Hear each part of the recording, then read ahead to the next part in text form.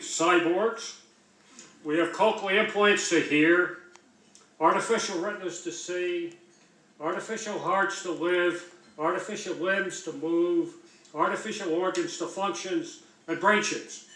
There's a couple 100,000 people wandering around with brain chips now to fix congenitally defective brains and increasingly to fix memory and other things. DARPA's working on brain chips for super soldiers.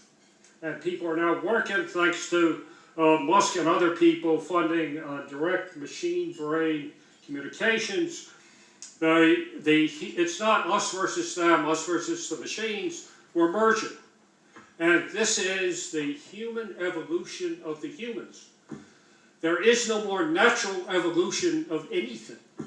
People are convinced that the human evolution of everything is 10 million times faster than any natural evolution. And so this is just part of the human evolution of the humans. Then there's teletravel with 5 senses virtual reality, which is now commercially available. And so therefore you can do anything you want virtually. It's all in our heads. The rest of this is just to keep the head going, okay? And you can walk down a tropical beach anytime you want. You can feel the sand, feel the wind, okay? You can do this at any time you want, with anyone you want, be anyone you want, and do anything you want. It's all in our heads. Then there's the global sensor grid, nano and other increasingly cheap sensors everywhere. The Pentagon tells me in 5 to 10 years, 10 to 100 trillion sensors networked on this planet. And so this is really big data, because this time we are inventing a second intelligent species, okay? We never did that before. And as I just indicated previously a bit, that intelligent species can now create and ideate, and therefore not even the creation and ideation jobs, and so the machines are going to take all the jobs. They've got robots now that look like people, look like dogs, look like anything. That's not an issue. What do you think are going to prove to be the trickiest things about colonizing Mars? I mean, you mentioned how transportation is getting cheaper. We have to worry about radiation. There's, are we actually going to be able to mine enough water or materials on the planet to be able to make fuel and so forth? Like, what do you think is going to turn out to be the trickiest problem to solve? Better materials to get the dry weight down, reusable, and so forth and so on, and totally robotic, okay?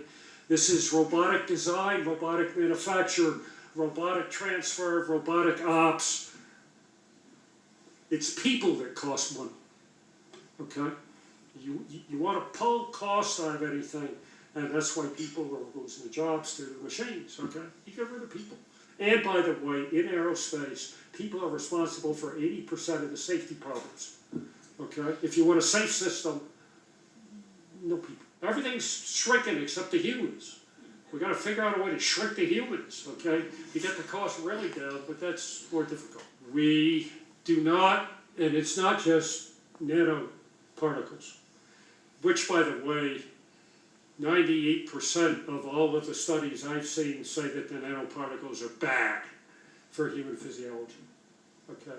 Very few, they're good for some medical processes, but overall, in terms of the overall physiology, no. Now, folks, look at the symbol. Look at the symbol of DARPA, okay? So this man is working for DARPA, and look at the symbol of DARPA. They tell you DARPA, information awareness, okay? It's the all-seeing eye of Lucifer. So Satan basically just told you how he feels about y'all, man. Straight out of Satan's mouth, man. Satan is telling you what he wants to do to you, man. And man, I'm sorry, my phone is blurry, man. Man, this sucks, man. Anyway, look at that. DARPA, information awareness. That's the symbol of who that guy was talking about, man. Came straight out of Satan's mouth, man. You can't make this up, man. You cannot make this up. No, this is not a conspiracy. It's fact.